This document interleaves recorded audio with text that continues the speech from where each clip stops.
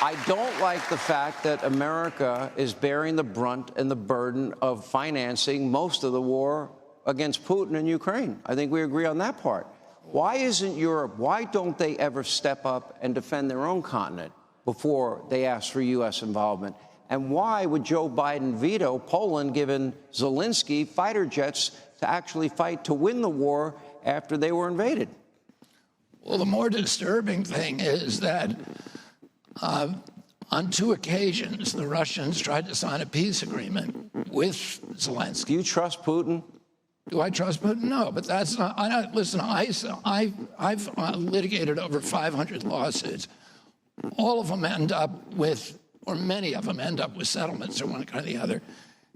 And he never trusts the guy on the other side. You use language art, and you use the design of agreements. So Ukraine, to appease Putin, who I think is evil, they've already given up Crimea. It was annexed. So what? Now they have to give up the Donbass area? Ukraine, because of our pushing the Ukraine into the war on 2 occasions, we pushed them into it, or did Putin well, let me invade? tell you. Let me answer your question. Yeah. In 2019, France, Germany, and Russia all agreed to the Minsk Accords. That year, Zelensky ran for president. He was a comedian. He had no political experience. Why did he win? Because he ran on one issue, signing the Minsk Accords. As soon as he got in there, Victoria Nuland and the White House told him he couldn't do it. Then Putin sends 40,000 troops in. That's not enough to conquer the country. Clearly, he wanted us to come to the negotiation. He wanted somebody to come to the negotiating table. Zelensky came to the negotiating table, signed a new agreement that was the Minsk Accords 2 in 2022, and that would have allowed Donbass to stay, and Lugansk to remain as part of Ukraine. We said, Putin signed it, Zelensky initialed it, and Putin, in good faith, began withdrawing troops from the Ukraine.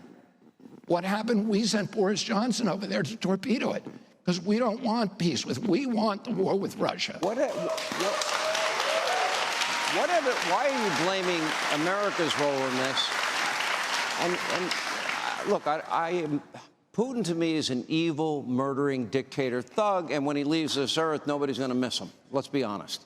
However, I think that Europe has a responsibility to protect their continent, and yet it always seems to fall on the United States. Joe Biden has committed all these billions of dollars that we can't afford, and he's not fighting the war to win the war. I don't believe in fighting wars half-assed. If you're going to fight a war, you go in, overwhelming force, you beat them, you get the hell out. That's it, and only if it's provoked.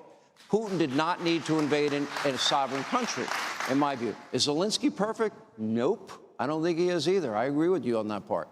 But America's role, I think, should be dictated first by Europe, and they've got to defend their continent, and they haven't stepped up, in my view. Yeah, I mean, I don't think most of the European countries wanted the war either. It's clear what happened, which is that, from the beginning, we promised in 1992, the Russian leadership said, we will move. This was Gorbachev, said when the Soviet Union, he was getting ready to dismantle the Soviet Union, and he said, we're going to allow you, we're going to withdraw 400,000 troops from East Germany, and we're going to allow you to reunite Germany under NATO, which is a hostile army. That's a huge concession for them. The one commitment that we want, is what the Russians said, is that you will not move NATO to the east. James Baker, who was then Secretary of State under Bush, famously promised, we will not move NATO 1 inch to the east. Well, since then, we've moved it 1,000 miles in 14 countries. Now, when we started that plan in 1997, Bill Perry, who was the Secretary of Defense under Clinton, said to the Clinton administration, if you move NATO to the east, I'm resigning because you are forcing the Russians to come to war with us. George Kennan was the most important diplomat in American history, the architect of the containment policy during World War II, said the same thing.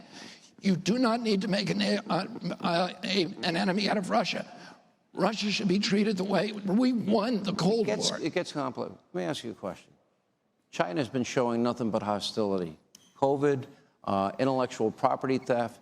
unfair trade practices. They've been confronting our Navy ships in international waterways. They've been confronting our fighter jets in international airways. They had the spy drone fly all around the country, and no, Joe didn't shoot it down. They threatened to shoot hypersonic missiles at the U.S. They're threatening to take out Taiwan and take over Taiwan. They call it reunification. If you're president, would you come to the defense of Taiwan, our ally? Well, no presidential candidate with any prudence would answer that question. Our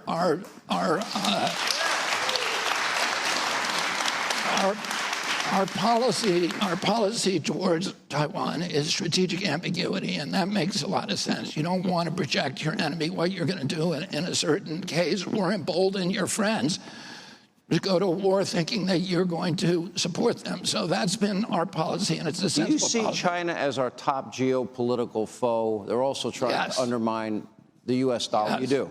Yeah, and that's why that's another reason why the war in Ukraine is insane, because we have pushed China into the Donald Trump said he could resolve the issue. Do you think you can create a peace agreement between Ukraine and Russia? I think we have to. There's no choice. Russia's not going to lose this war. Russia can't afford this. Would be like us losing a war to Mexico. They are not going to lose the war. Go look at what Russia did in Stalingrad in order to preserve its territorial integrity. Russia's been invaded 3 times through the Ukraine. Russia's been invaded 3 times through the Ukraine. The last time, Hitler killed 1 out of every 7 Russians. They're 400 miles from Moscow.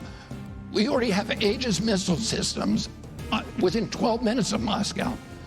We wouldn't tolerate that if the Russians did it in 1962 when they put them in Cuba. My uncle was going to invade if they. I want to talk a little bit about your background growing up, your uncle as president, what happened to him, what happened to your dad. He was the Attorney General, and what you think about how those things happen. More with Robert F. Kennedy Jr. as Hannity continues. Please stay with us. Hey, Sean Hannity here. Hey, click here to subscribe to Fox News YouTube page and catch our hottest interviews and most compelling analysis. You will not get it anywhere else.